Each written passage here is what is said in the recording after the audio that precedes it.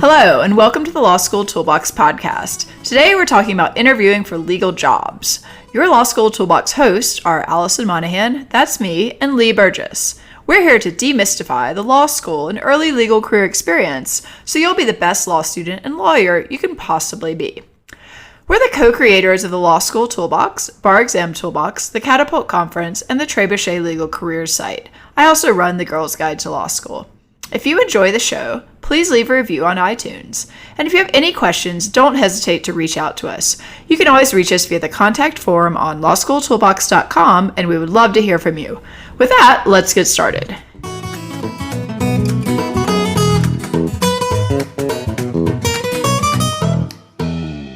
Welcome back. Today we're talking about interviewing for legal jobs, both for the summer and for permanent legal positions. We'll be discussing lots of different types of job interviews, along with some universal tips that you can use in any interview situation. So with that, let's get started. First up, are there things that every interviewer is likely to be looking for? What do you think, Allison? Yeah, I do think so. I mean, think about any time that you've worked with someone or thought about hiring someone or anything like that. I mean, you're looking for someone basically who's conscientious, they're hardworking, but also someone who's not annoying or difficult and who's not going to cause problems. I mean, I think oftentimes it's these negative traits that make people not get hired. Yeah, I think that's true. I mean, one of the things you're looking for as an interviewer is not only are they a good fit, but are they not a bad fit? Right. I mean, because, everybody wants the perfect candidate, but I think it's actually way worse to hire someone who's a terrible fit. Yeah. Yeah. And so I think, it's good to keep that in mind during your interview, both like how you're presenting yourself and also how you're answering questions or asking questions. Yeah, because I think this is an important point. Sometimes people get really caught up in this idea of, they have to be the perfect interviewer. They have to be like totally prepped for every single question, and they have to have their sales pitch ready to go. I mean, all that stuff's great. But in a lot of cases, you don't actually have to really hit the ball out of the park. Mm-hmm. You just have to avoid making a really critical error. Yeah. No, I think that's true. I think, I remember in one of our past podcasts, we talked about being your authentic self, and finding your persona. And I remember the big law job I ended up taking, I thought that was my worst interview of all of them. Yeah, sometimes you just really never know. You just never know what is going to jive with the interviewer. He was kind of really dry and he was a bit harsh with me, and I walked out and I was just like, well, there goes that one. And then apparently I was his top candidate. So wow. Yeah. Yeah, and this is sort of an important point. I was talking to a friend who's not a lawyer about this recently, about interviewing for jobs, and I think this idea of you kind of get who you get as an interviewer, and how you respond to that can be really critical. So I know for me, one of the things I sort of try to do either consciously or subconsciously is sort of match my energy level to the energy level of the interviewer. So, if you go in and this guy's really dry, kind of slow, not making any jokes, you don't want to go in and be this oh my God, it's so bubbly, la, la, la. He's gonna be I hate you, But at the same time, if you get someone who is this really bubbly, high energy personality, and you're sitting there kind of saying law school's fine. I mean, I like it okay. Mm-hmm. And again, this goes back to sort of authenticity, but we all have a range of personality types or personality traits we can kind of display. And I think paying attention to the sort of energy in the room and kind of matching which pieces of yourself, you're using to that energy can actually be a really effective technique to make people feel comfortable. And that's sort of the goal of you as an interviewee, is you want this person to feel comfortable thinking, yeah, I could work with them. For sure. And I think one of the ways that people can misstep is they actually try too hard instead of taking some of these cues off of the interviewer, and then they end up just killing their chances. You want to be competent and enthusiastic, but if you're really over the top, that's probably not going to go over well. Yeah, because I mean, these are lawyers typically that you're working with. I mean, obviously, if you're interviewing at a corporate position, it might be different because business people tend to look for more of a hard sell in interviews. You know, they really want someone who's out there saying like, here's why I'm the perfect person for this job. You know, this is like why you should hire me. If you go into the average legal interview and you're like, this is why I'm the perfect person for the job and this is why you should hire me, I think most people are going to be like, okay, thanks, crazy person, you know? Yeah.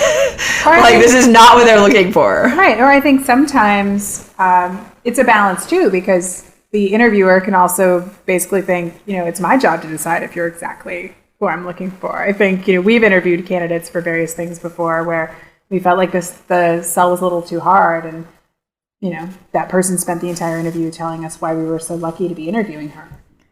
Yeah, I mean, that's another one. We've talked before about entitlement in a legal setting for young lawyers. But, you know, someone who walks in is like, I'm the answer to all of your problems. And like, here's why I'm the perfect person to be hired for this job. And you're like, you've never even written a brief. Like, you know, like, what do you know? You don't know anything. Sorry. Yeah. Like, you might have potential and you might be a nice person and we might be able to work with you. But like, seriously, you know, come on. Yeah, exactly.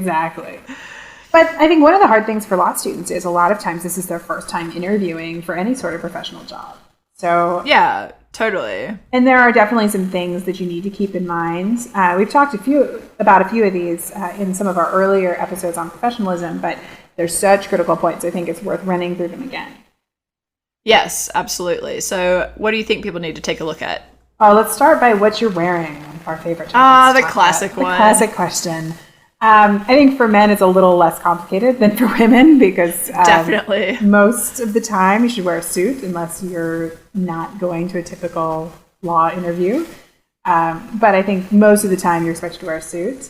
Yeah, I mean, it's hard for a guy to go wrong basically if they put like a nice suit and tie on. Yeah, but you know, for women, I definitely think your default should be to wear a suit. But again, it needs to be appropriate for the setting you're interviewing in. I mean, you definitely don't want to be less dressed than the other lawyers in the room. That's a huge mistake. No, absolutely. Like, if anything, you want to be slightly overdressed. I think where people can get in a little bit of trouble with this is if, you know, it's pretty obvious if you're interviewing for like a large firm job, you should wear a suit. But when you look at other settings, I mean, again, like I think, you know, you worked at the U.S. Attorney's Office there. I mean, definitely a suit, right? Oh, yeah. Any government job, especially if it involves like going to court, all the lawyers will be in suits and they're much more conservative. And where you are in the country, I mean, back east, everybody's much more conservative generally than in California. So you want to talk to people about what you need to wear. Right. I think where this gets a little trickier is when people are interviewing at public interest organizations and things like that, or possibly like, you know, not many law students are probably interviewing at corporations, but, you know, if you're interviewing at like a startup or something for a summer position as their legal intern, you know, those are the settings where you really want to think carefully about, like, should I be wearing something else? Right. I mean, I still think you probably can default on the side of slightly more formal, but, you know, if you're going into like a really casual organization, you know, maybe you just want to have a blazer instead of a full suit. Or I think you can even hedge your bets a little bit. I think both for men and women. I mean, for men, it's a little easier because they could always lose the tie quickly if they realize, exactly. You know, they're That's overdressed. what I was saying. If you walk in and you're like way overdressed, like put the tie in your briefcase or in your pocket. Exactly. And, like, loosen your top shirt button and suddenly it's a different look. Right. And maybe for women, you know, that's something to think about too. If you're really unsure, maybe you want to, you know, have a blouse or a nice short sleeve sweater or something under your jacket so you could take off your suit jacket if that was appropriate. You know, sometimes I would wear like a tank top shell or something under my suit jacket, and that would not be an appropriate thing to, you know, to necessarily wear. I think that's a good point. I think that's a good point. You could hedge your bets. Like if you had a cute like short sleeve shirt on, you know, with like little puffy sleeves on it, and you walked in, you're like, oh my gosh, I'm totally overdressed in this blazer. You can be like, oh wow, it's just so warm in here. I'm going to take my blazer off, and then, you know, you carry it with you for the rest of the day, and no one thinks twice about it. Yeah. But yeah, you can't do that if you're wearing a shell. No. But, you know, I think the other thing that comes up a lot, and I think law schools are maybe more conservative with this advice than we are, is you don't have to completely, you know, strip yourself of all your personality and how you're dressing. Again, I think this is more of an issue for women, but, you know, you don't necessarily want to wear something that's going to be outlandish and distracting, but you don't have to make yourself so dressed down that it doesn't even feel like you anymore. That's not necessarily a good idea, in my opinion. If you don't feel like you can be yourself, then that may not be a good fit for the place you want to work. No, I agree with that. And I think, I think we mentioned this before, if you're really unsure about what to do, you can often go to stores that don't have to be super expensive. It can be like, the J. Crew of the world. You basically go to J. Crew and you tell them like, look, I have an interview coming up. I'm not really sure what to wear. Can you help me with some ideas? Like, I don't want it to be super conservative and really boring, but it's for law. It can't be too crazy. They're used to these questions. Like, They know what to do. Yeah. And sometimes they can really help you even create some options. I know Nordstrom's one of my favorite places to do this, if you can go during one of their sales especially. But typically they'll really help you put stuff together, and you can even say, like, I need one suit that can look like 4 different outfits or something like definitely. that, and they will bring you things to create that. So you should ask for help if this is not your favorite thing to do. Absolutely. I also have to put a plug for something else that I think is helpful, which is Stitch Fix. I'm kind of on a Stitch Fix. Have you done Stitch? You haven't yet, have you? No, I haven't. No, because I don't think they ship to Mexico. No, that's okay. Fair point. But a lot of people, especially in the Bay Area, I know they now have more of a national following, like Stitch Fix, because they do personal shopping for you and they just mail it to you. You try on what you want. You tell them how expensive you want it to be. And you can say to your stylist, like, I'm looking for things to go under suits, or or accessories to go with suits or something like that, and they might be able to help you too. So it's just another way. So get a little creative, and I think you can build a wardrobe that you feel comfortable with. Yeah, exactly. And the point is, you need to do this before you start scheduling interviews. So if you think you're going to get a summer job, for example, now is the time to be thinking about, like, well, what am I going to wear to that job interview? Because you do not want to be scrambling the day before to try to put together an entire outfit. It's just not going to work. No. That is not fun. I've done it, been there, done that. Not fun. Not fun. Okay, well, what about what you need to take with you to an interview? Well, did you bring your whole laptop bag full of all your school stuff? No, I mean, this is not rocket science, but again, you just need to think about it. Like, the most important thing is you actually have copies of all of your documents. There's nothing more annoying as an interviewer. Well, there probably are some things, but one of the more annoying things as an interviewer is when, somebody who is supposed to give you like the resume of the person you're talking to, for whatever reason, has dropped the ball. They've switched up the schedule, and you have no idea like what you're supposed to talk to this person about. Mm-hmm. So, when you ask them like, hey, I'm really sorry, but like there's been an HR mix-up. Could you please give me a copy of your resume so I can take a quick look at it? And the person says, oh, actually, I don't have it. Yeah. Whoops. Not good. Not good. Because then I'm like, great. What am I supposed to talk to you about for the next half hour? Mm-hmm. And it makes you look totally unprepared, which is never good. Yeah. So, bring extra copies of everything, but, keep it simple. I mean, a nice portfolio with a pen is all you need. If you're a woman, obviously you can carry a small bag, turn your phone off, bring like your creature comforts, your mints, your gum, your things like that. So you can sneak away into the bathroom between interviews. But, keep it simple. Mm-hmm. So I think one of the other things that's important to remember is that, the interview process, even if some crazy stuff happens, can still go your way. So you never want to decide that things have gone south. So for instance, I had a friend in law school who went to an interview at a big firm, and while she was washing her hands in the bathroom because it was really cold, like her hands had shrunk a little bit, that her wedding ring slipped off and she was drying her hands. Oh my gosh. She doesn't realize that her wedding ring is gone until she literally walks into her next appointment and then looks down and is like, oh my gosh, my wedding ring is missing. And she ends up having to go hunting in the trash in the bathroom with one of the legal secretaries to find her wedding ring. They end up finding it, and then she goes back and she does finish her interviews. And I remember talking to her afterwards, and she was like, there is no way they're going to give me a job offer. But they actually did. And wow. I think what probably came out of that is that it was pretty impressive that she didn't completely lose her mind when her wedding ring was missing. And maybe they were impressed at the fact that she could get her act together and still be a professional. I'm sure she made a real impression. It's like, you're sitting around the room, like, who should we hire? Like, oh, what about that girl who lost her wedding ring but still kept going? Like, yeah, I think I could trust her at trial. Like, she seems like she could keep it together. Exactly. So, I think the other thing, especially if you haven't done very many of these interviews, I mean, crazy stuff can happen. Maybe your shoe breaks or you lose something or, something happens. Just continue to roll with it because you never know. They might actually be impressed at how you roll with whatever's coming your way.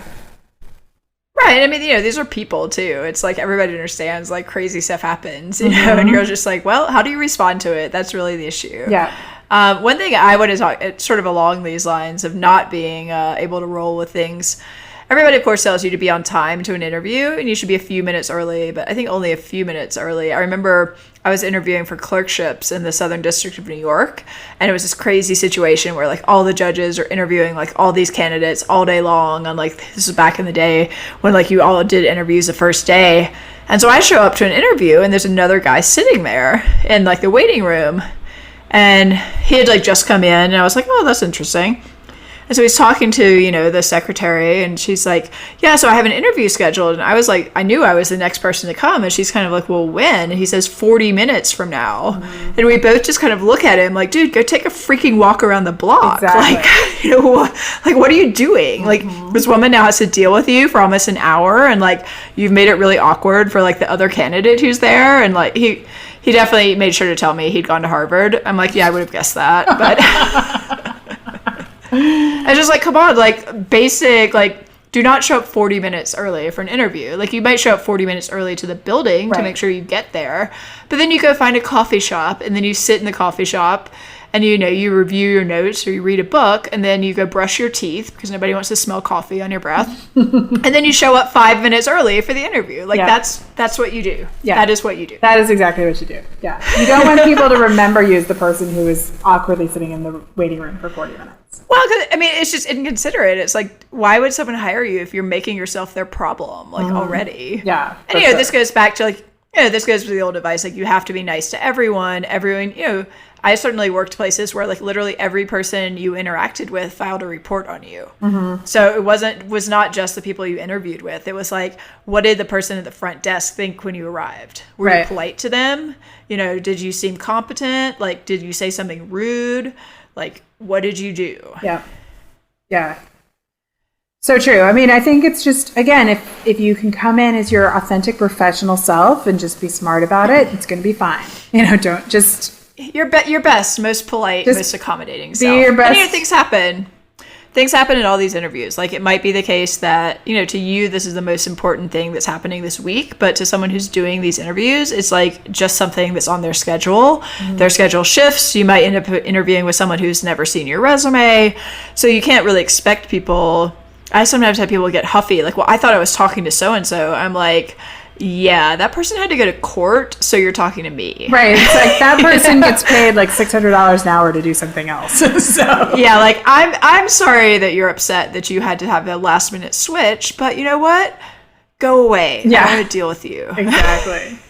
So what about once you're in the interview? I think it's really important that you think about what's on your resume because they can ask you pretty much anything. Oh yeah, I got this crazy question interviewing for clerkships from one of the clerks, not from the judge, who probably could not have cared less, about my the excruciating details of my undergraduate thesis project.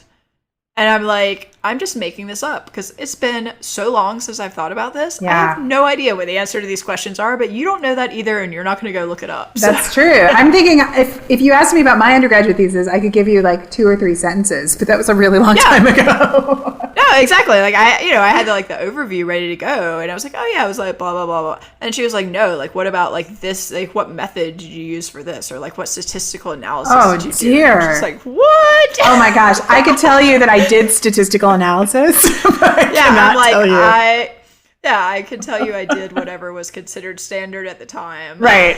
I was like, I remember doing statistical analysis on a computer for hours. Yeah.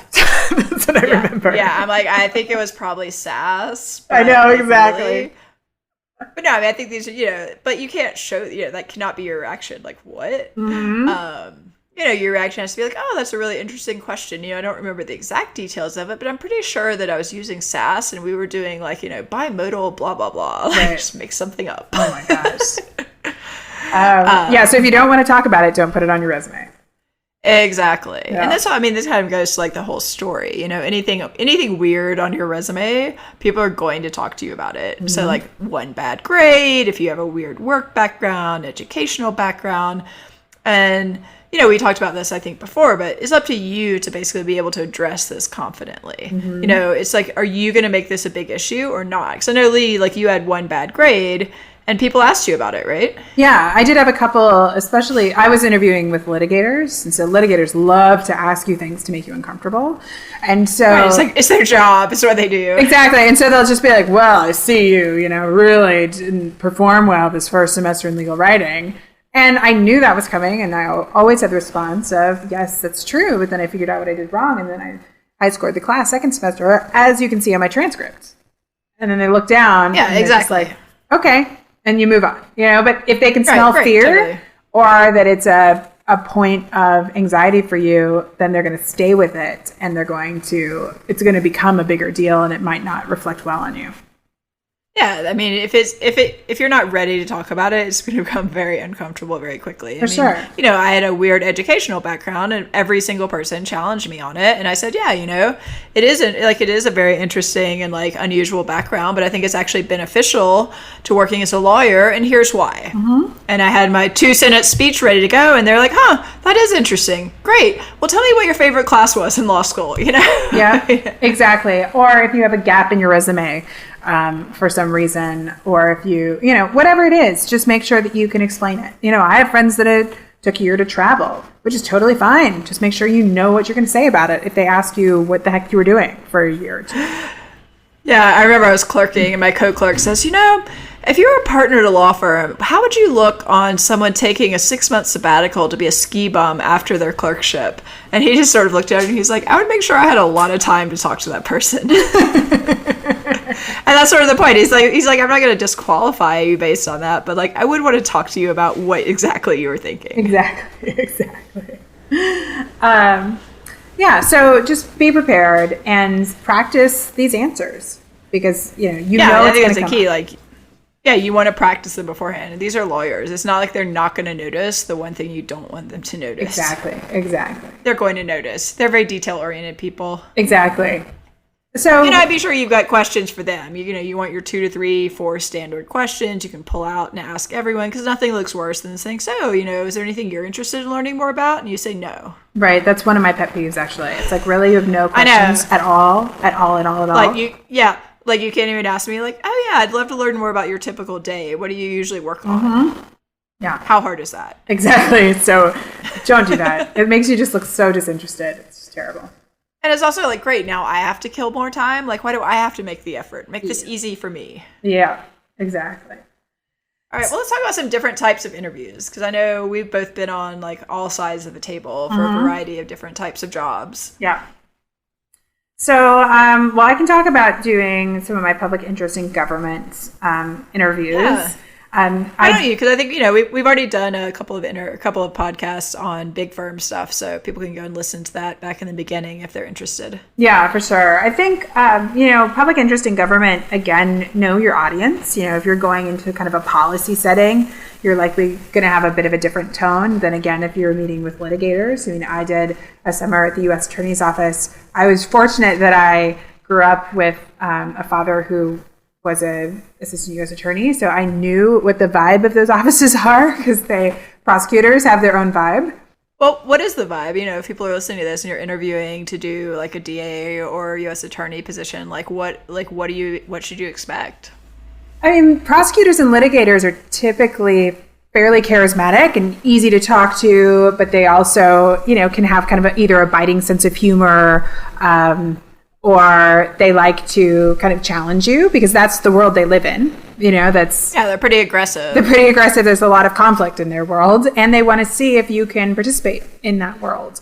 And so I think you definitely want to go in, ready for those hard questions, maybe, but feeling like, if you get it from the viewers' energy that you can, make some appropriate jokes or comments about things and have a laugh. Carefully, very carefully. But also I have found that oftentimes the more stressful the job, the more people want to know if you can like relax and have a laugh and, be present in that way, because it's really the only way that you can cope with dealing with really challenging or stressful things, I think. I don't know. Have you found that? Right. People who work in those high stakes jobs? Yeah. No, I think it's sort of a gallows humor, and they want to know, can you participate in that or not? Yeah, I agree. But I think, public interest can be a little bit different, especially I have attorney friends who, maybe work in policy or work in state government offices. Those are not necessarily the same as prosecutors. They are not, the energy. No, that's like a super different, very different energy. It's a very different energy, typically a more mellow energy, sometimes a bit more serious, depending on what's going on. I think if you're not sure what the energy is like, it's a really good idea to ask around. I mean, especially if you are interviewing for a government agency job in the town where you're going to law school, it's possible that another student at your school may have done an internship there, or may even work there after the fact, and just see if you can get an idea of what the culture is, just so you can be ready for it when you walk in. Right. You can also think about people who've worked in that setting, and how do they compare to people who've worked in a different setting. Those are the people you're likely to be interviewing with. Exactly. So, I think that's kind of, again, thinking about who these people are, and read up on your interviewers. It's another thing to maybe get a bit of a hint about, what the dynamic might be like. Does this person say on their bio that they, hike all the time and they love to drink wine and go wine tasting in Napa Valley, or, that's going to maybe give you some hints to what they might want to talk about, versus somebody who either doesn't have any personal information about themselves on their website, or says something like that they just like to read books and go to their book club. No judgment. It's just going to be probably a different vibe.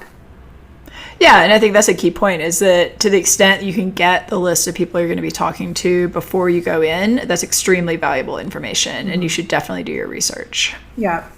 What about clerkships, Alison? I know I didn't go through the clerkship process, but you've done both sides of the table. I have. They're definitely... People get really freaked out about clerkship interviews because they wonder, is the judge going to ask them about, specific cases and things like this? I think typically the answer is no. Again, they're looking for someone that they're going to work really closely with. If you're a judge, you're hiring, somewhere between 2 and 4 people a year. So if you screw that up, you have a really serious problem on your hands. So they're looking for someone who is, extremely competent and can get work done, but also someone that they don't mind spending late nights with or working really closely with, and that they think will get along with the other clerks. So I think being personable there is extremely critical. And again, doing your research, basically to the extent possible. I had talked to people who had clerked or at least interviewed with almost all the judges I was interviewing with. So I knew, for example, that the judge that ended up hiring me was the one person who actually did a more substantive type of interview. And actually, hopefully he never listens to this, but one of his former clerks actually told me in advance what his interview question was. So you can imagine that was a huge advantage when he asked me this pretty aggressive, substantive question, and I was able to calmly give him an answer that I'd thought about the day before. Mm-hmm. That's a really good point. So, it just shows the benefit, though, of doing your homework before you go in and trying to get as much information as possible.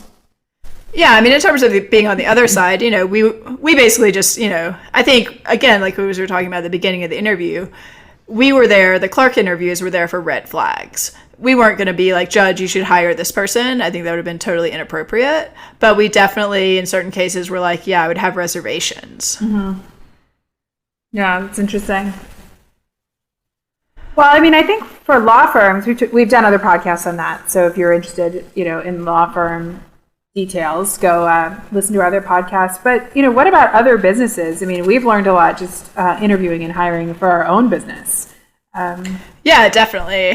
What are we looking for, Lee? Does anyone want to work for us? Here you go. Here are your inside tips for the next round of hiring. But I think now that I have, been sitting on this side of the table and really looking for the right fit, I think for me, a lot of it is an excitement about the type of work that we're doing, and that somebody seems genuinely interested and that they're going to enjoy the work. And I think I always kind of knew that was important, but I think even now I find it more important because, our work is very personal to us. We've built this business from nothing. And so I only want folks working on our brand that share our excitement about it. I think even in a law firm or any sort of corporate environment, people can often want people who find what they do interesting and exciting. Do you think that's kind of become important to you since we've been on this side of the table? Oh, absolutely. And I think I definitely had that sense even when I was interviewing for jobs myself. It's like, if somebody goes in and they're like, yeah, this is, I know what type of law I want to practice. These are the things I'm interested in. I'm interested in this case that you worked on. Like, can you tell me more about that? I mean, some of that you can just fake through practice and like research, which is great. But some of it, you actually have to have a genuine interest. I mean, hopefully if you're interviewing for a job, you're interested, but maybe not always. But you should at least try to make it appear that you're interested. Yeah. For instance, if somebody sends me a resume and addresses it to Mr. Burgess, I am not going. Yeah, they're not. I'm not going to they're think going in the reject pile. Right. I'm not going to think they're that interested enough to have looked at our website. Which, if no one has looked at our websites, you can, and there are pictures of us all over them. And Lee is not a man. And I'm not a man. So, it's just one of those things of like, I really admire your work. I'm like, you clearly don't, because you've never read. You don't know what it is. Yeah, anything that I've written that has my picture next to it. So, little things like that. It's like, just be genuinely interested or fake it and learn something about the business and the people that you're interviewing with so they think you're interested. Yeah, I mean, no one wants to hire someone that's like going to be bored with the work and unhappy doing it. Like, you're looking for someone who actually wants to do it, and you need to convince them that you are actually that person. Agreed. Yeah, agreed. So another good point is, if you don't find the work interesting, or you can't bring yourself to read a website before you go and interview for a job, maybe you shouldn't be interviewing for that job, because it's probably not. Maybe you should just save everyone a lot of time and effort, because it's just not the best fit. It's not the best fit. Well, before we wind up, let's talk about it really briefly. Like, what do you think people should do to practice for these interviews? I think that's a really good question. I mean, I think you can, you should definitely practice, especially if you're not an experienced interviewee. You can actually write out answers to common questions and really think about them, or make bullet points for yourself, so you kind of have memorized your canned answer.